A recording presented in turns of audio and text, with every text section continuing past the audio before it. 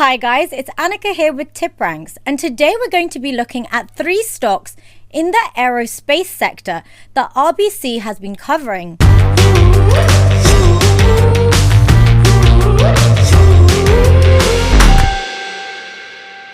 The first stock is Spirit AeroSystems and its ticker is SPR.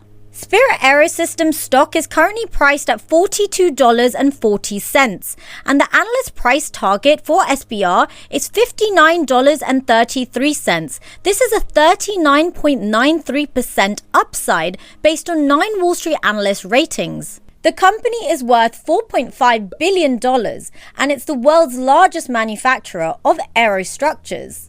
They create vital airframe sections and components. The company is a contractor with Boeing, building fuselage sections for the 737 and the 787 airliners, along with cockpit units for nearly all of Boeing's products.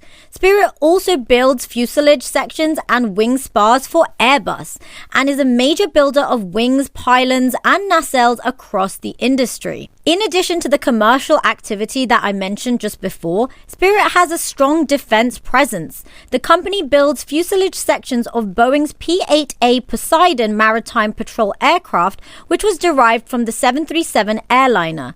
The company also works with Lockheed Sikorsky on the CH-53K King Stallion military helicopters, building lightweight fuselages for the heavy lift chopper. Spirit is also involved in the Northrop Grumman's B-21 Raider project. Ever since the middle of last year, Spirit AeroSystems has actually increased in their activity rates. This is because the COVID-19 pandemic has receded, and as vaccination rates have gone up, more and more people have been traveling. And this caused their share price to increase by 120% in the last 12 months. While Spirit's revenue and earnings have not returned to pre-COVID levels, the top line is growing slowly.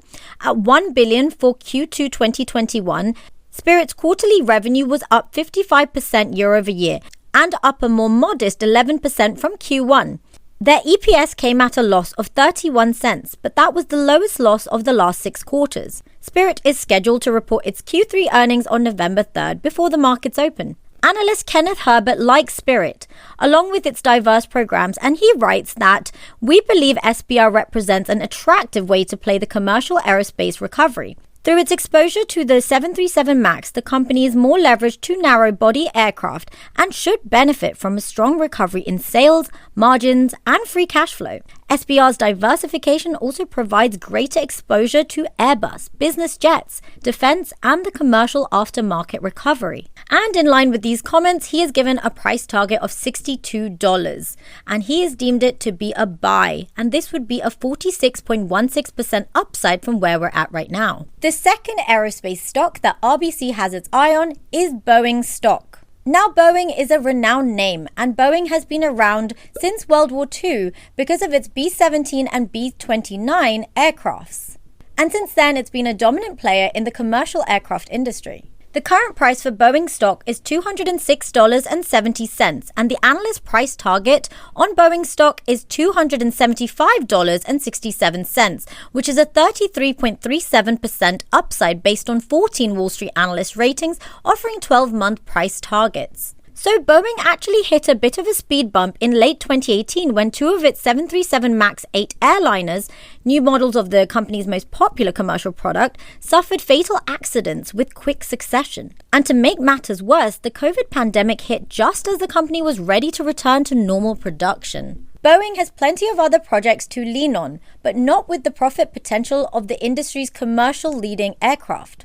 Still, the other models of the 737, ongoing production of the company's other airlines, as you can see here, especially the 777 family, and the FA-18EF Super Hornet fighter aircraft, all combined to keep Boeing afloat through the difficulties. And in Q2 of this year, the company returned to profitability for the first time since 2019. The Q3 report showed $15.3 billion in top-line revenue. This was a decrease from the top-line revenue in Q2 2021 of $17 billion. The company, although did operate at a net loss, but this net loss was a lot lower than the net loss they saw in Q3 2020. Boeing's biggest advantage comes from scale. The company currently has 10,000 commercial airlines in service, and customers have another 5,700 airframes in order. This is a huge backlog of work, both in maintenance and new production. This gives Boeing a steady income stream to rely on in adversity, and with the return of the 737 MAX series aircraft to production, that picture can only improve. RBC analyst Kenneth Herbert deems it to be a buy with a price target of $275, and this is a 33.09% upside from where we're at. Herbert pointed out that the MAX specifically is a positive for Boeing. He said that MAX deliveries expected to be a strong source of 2022 to 2023 free cash flow. Through Q3 of 2021, Boeing has delivered 170 MAX aircraft. We estimate that as of Q3 2021, Boeing currently has 375 MAX aircraft still in inventory, and the pace of the MAX recovery has been slower than investors and management had expected. But we believe the demand environment for narrow-body aircraft to support domestic travel remains strong, and the expected Q4 2021 recertification of the MAX in China will support the acceleration in 2022. The third stock in the aerospace sector that RBC recommends is AAR Corporation, and its ticker is AIR. The current price for AAR Corporation is $34.87, and the analyst price target for it is $49, which is a 40.52% upside based on 3 Wall Street analyst ratings offering 12-month price targets. AAR Corporation is an important company in the aerospace industry's aftermarket supply system. The company is based in Wooddale, Illinois, a suburb of Chicago adjacent to O'Hare International Airport, currently the world's 6th busiest airport hub.